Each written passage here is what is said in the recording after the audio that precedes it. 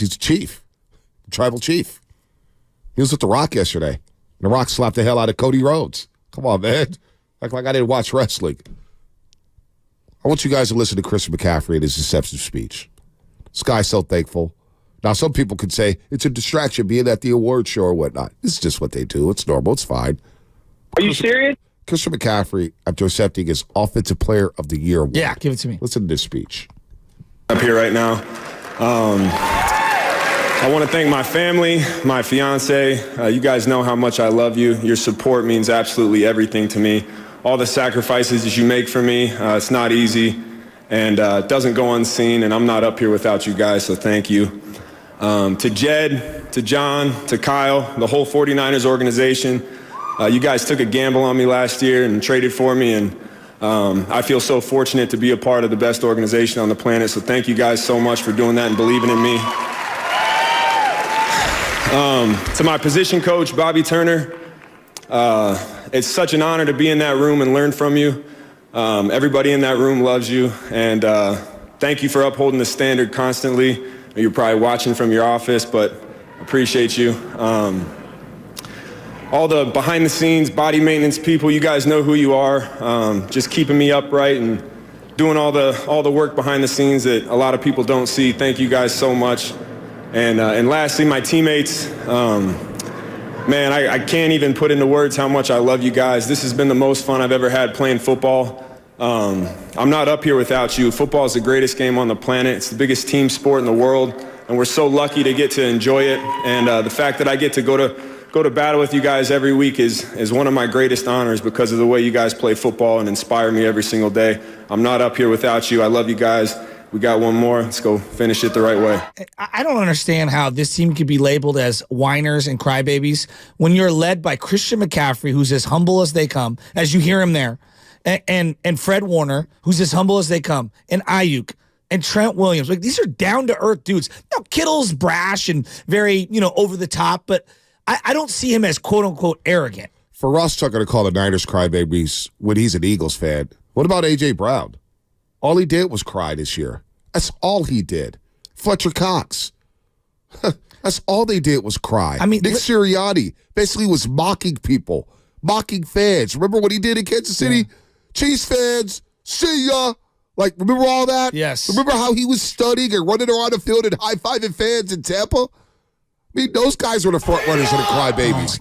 I mean, what they do on the East Coast, the NFC East Division, the Cowboys, all they do is cry and whine. Did you hear them yesterday? Excuses. Who? DeMarcus Lawrence. What did he say? Got a little tired. Is that what he said? Yeah. We got a little tired? Yeah, we got a little tired. All they do on the East Coast is make excuses. They've been doing it for a million years. Lost focus. That's all they do is make excuses on the East Coast. But when I hear Christian McCaffrey and the humility from that man and the appreciation and the gratitude for being in the situation that he's in right now, I mean, I said this to you last year. You and I kicked this around. The league is better that he's on a team that's winning. No doubt. It's better for guys like him to get put into the spotlight. I mean, it helps, obviously, the running back position in general, but he's one of the great players the league's ever seen. The duality of his skill set, obviously how hard he plays, his appreciation for the legacy of the game and the history of the game with his father playing in the league. And I think it's the perfect blend for him to be in the Shanahan system. If I were to close my eyes and create a player from scratch who would be the ultimate Kyle Shanahan weapon, it would be Christian McCaffrey. Not Debo? I mean, Debo's up there, but No, I hear what you're saying with Christian. Like, listen, Christian has no flaw. This is why I wanted him traded here last year. This is why we kicked this around 2.5 weeks before he actually got traded here. And it wasn't just, hey, Niners, go get him. It's because, like, what are they going to do with McCaffrey? And when I just looked at the offense, it didn't have to be McCaffrey. Could have been Saquon Barkley. Could have been any running back who could catch the ball out of the backfield. I just thought that was the missing element in this offense. You had Debo, you had Ayuk, you had Kittle, but where's the dump offs at? Where's the check down at? Where's the safety valve at for a quarterback like Brock or Jimmy or Trey? They tried that with Jerick McKinney. He tore his ACL a week before the season opener in Minnesota when they signed him to the big money deal. And he was just never right with the 49ers. Can you throw the ball? We saw elements of it with Raheem Mostert, the Texas route, opening day 2020 against Arizona, the pandemic season, where he goes like 90 yards on a touchdown against Isaiah Simmons. But that was the missing element in this offense.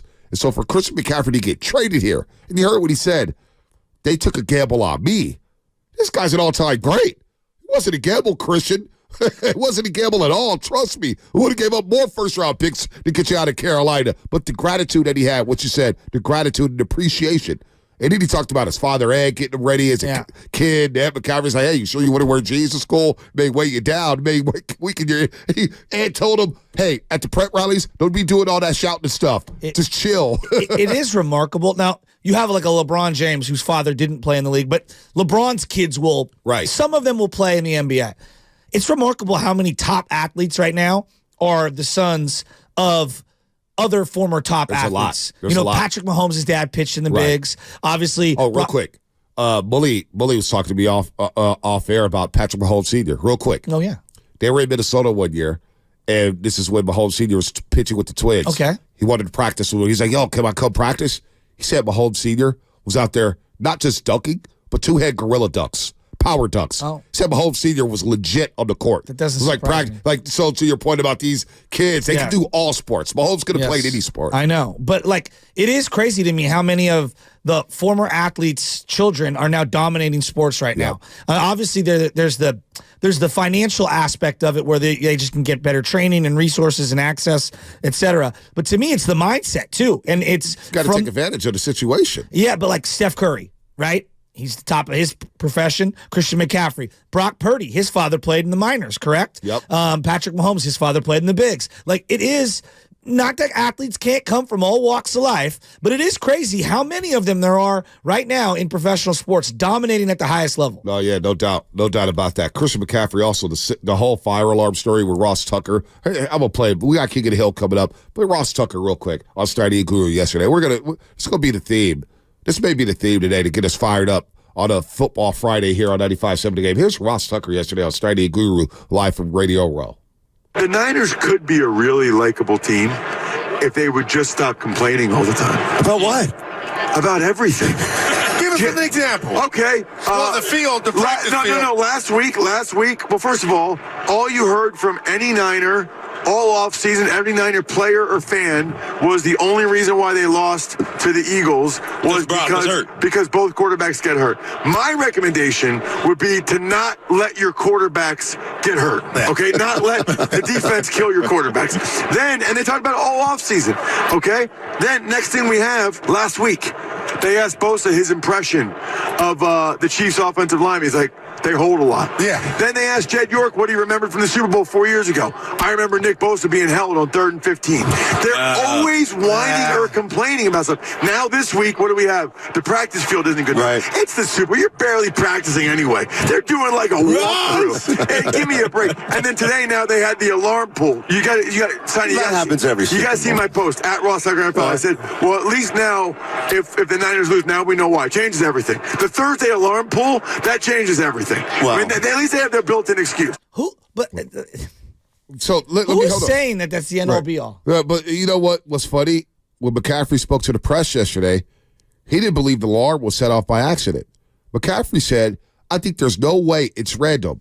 It's part of it. It's just more wood thrown on the fire. Could you imagine how likable Ross Tucker could be if he stopped complaining about the Niners complaining? Yep. Bosa, how about this? I didn't know this happened. Bosa said, I'm sure somebody did it. Kind of reminded me of Philly when they had this construction going on outside. It was early in the morning. They were like demolishing a bridge right outside our hotel. We haven't had the best luck, but no excuses. So, we're just trying to get to Sunday and being prepared as we can. And if we had to deal with a couple more issues, we're ready to do it. But McCaffrey doesn't think it was accidental. Bosa doesn't think it was accidental.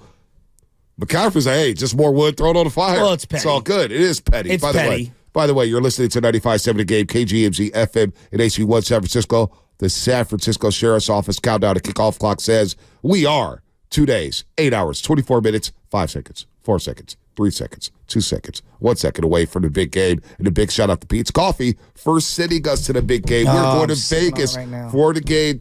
Thanks to Pete's Coffee. Thank you to them for going out to Vegas. I can't wait to get down there. If you're out and about and you're at a Pete's or you're wearing your Niner gear with your Pete's Coffee, send us a photo, tweet it at us, Instagram us, tag us. I'll repost it. Can't wait for this game because I think it could rank in my top 7 to King of the Hill in the future. We got King of the Hill coming up right now. Let's get to it, folks. God, I love this music. I love it, especially on a football Friday, presented by Flag and Anthem. King of the Hill this week.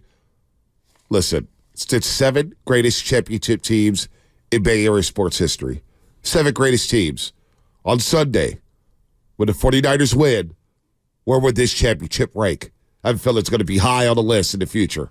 But right now, we go to number 7. Number 7, the 1990 Stanford Cardinal women's basketball team winning Tara Vanderveer's first NCAA championship. She now has 3, but that's the first one. Women's basketball team, Stanford, winning that 1990 Final Four. Shout out to Jennifer Azzi. Heard from her the other day. She's out in Vegas doing big things with the Aces, Las Vegas Aces, who won back-to-back championships. That's my number 7 championship team in Bay Area sports history. Number 6, the 2018 Golden State Warriors.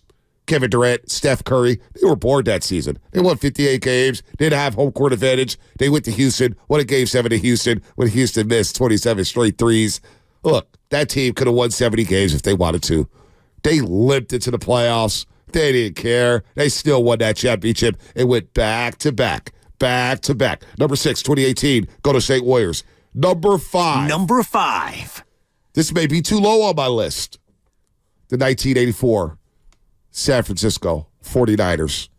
15-1, winning the Super Bowl at Stanford Stadium against Dan Marino and the Miami Dolphins. They built that Super Bowl as Dan Marino's coming out party. And he winked in the camera when he got introduced to the crowd in Palo Alto at Stanford Stadium. But Joe Montana stole the show. The iconic video footage of Joe just being on the sideline by himself with the helmet on in the waning seconds of that Super Bowl. And Joe just looking at the camera, throwing up the 1. I love that image. Today's not the day.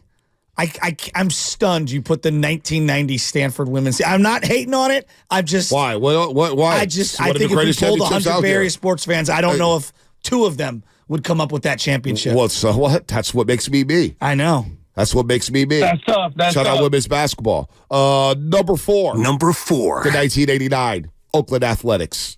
The 1989 Oakland Athletics. The Bass brothers, Ricky Henderson. What's so funny about them? What? What? No, I'm just listening to the drops. Oh, yeah! That team was loaded. I mean, it was against the Giants. That one should be elevated. Earthquake? Number 4. 1989 Oakland Athletics, number 4. Okay. Why? Because number 3, I got my 2020, or excuse me, 2012 San Francisco Giants. That was a great regular season team. Okay. Great regular season team. Go down 0-2 to Cincinnati. You win 3 straight in Cincinnati, who had the best home record in the National League that season. Then you go down 3-1 against St. Louis. You win 3 straight. And then you smoke the Tigers. I remember I bet Mark Spears, a young Bonte Hill, betting Mark Spears. He goes, the Tigers got y'all, bro. They got all the momentum. We bet a World Series hat. Thank you to Mark Spears for that hat. The 2012 Giants, 3rd best championship team in Bay Area sports history. Number 2. Number 2. This is tough. Raymond Ritter's not going to be happy with this, but the 2017 Golden State Warriors are number 2. That's tough. It may be the greatest NBA basketball team of all time. So you have 2. You have 18 and 17. Yeah, absolutely. Okay. Kevin Durant. So you're going rosters, not like what the I'm just going championships. I'm going my top 7 championship teams. Okay. My top. This is my list. Yeah. This is my list. King of the Hill. My list, not yours. Your list may be different. Because number 1, number one are the 1989 San Francisco 49ers, the ones that demolished the Denver Broncos 55-10. They went back-to-back. In that Super Bowl, I remember Pat Summerall and John Madden after the game said, the way they won this game, who's to say they can't win 3 in a row? And damn it, they knocked on the door. They got close to winning 3 in a row. Ronnie Lott, Matt Millen, John Taylor, Jerry Rice, Joe Montana's best game in the Super Bowl in New Orleans, Louisiana Superdome, and Bill Walsh midway through the first quarter telling somebody in the suite, this is going to be a blowout. And you know what? It was a blowout. 55-10. No 2010. No 2014. 2012 Giants is better than 2010. Oh, no, that's fine. I'm just you're saying championship. I meant more like the feeling when you won, like the 2022 Boston Warriors won. Well, that's a different list. That's a different category. Okay. This is the greatest teams. Greatest teams. My greatest championship teams in Bay Area sports history. Then 95 didn't make it. Wow. It's tough. 89 was better. No, 84 was hey, better. some people think 84 and 89 are better than 95. So I'm It's a tough not list. mad. We've It had- is a tough look, list. There's going to be It's a some tough A's fans. list. There's going to be some A's fans out there saying, "Where's the 70 A's at?" Reggie Jackson, Catfish. I mean, Catfish, Vita Blue. Yeah. I mean, it's a tough list. No, you know it's a really why? tough Because the list. Bay Area has great championship Yes. teams. We have great tradition here. Yes. So not to short side on all those other championship teams, but this is my list. It's all debatable. We'll get it on Twitter. Debate your mom if you want Yeah, I to. thought you were going to don't maybe care. put the Stanford golf team with Nota Begay and Tiger Woods his freshman year. You know what? Honorable mention. Honorable mention. Don't be hating on Tara Vanderveer and Jennifer Azzi and the Stanford Cardinal. That was big time in the Bay Area. Big time. 90, 92. Then you won one a few years ago. Laugh if you want to. Shout out to Tara Vanderveer and the Stanford Cardinal.